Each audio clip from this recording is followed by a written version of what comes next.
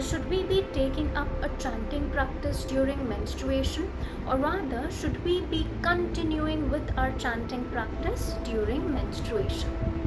Well, according to tradition, especially during the first 3 days of your cycle, you ought to refrain from an intense practice.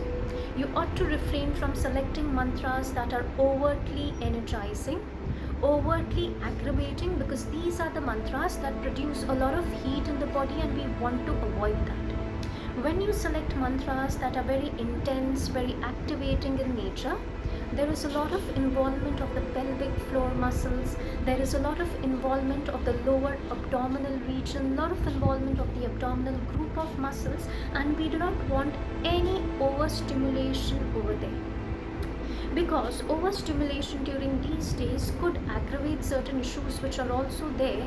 Not just that, it could also lead to certain issues cropping up. This is the time when your body needs maximum rest.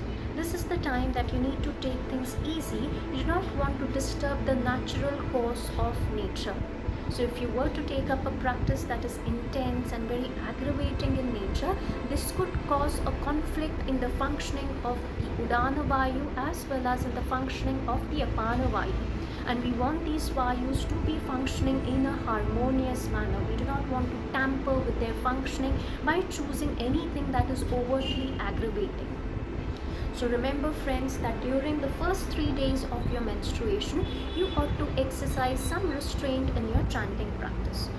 Remember to chant in a soft voice, in a moderate tone, and avoid chanting in a loud voice.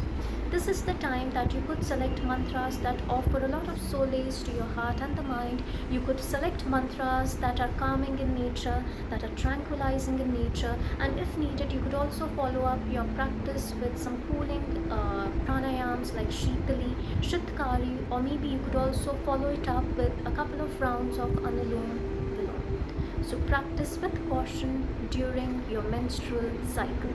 Namaste.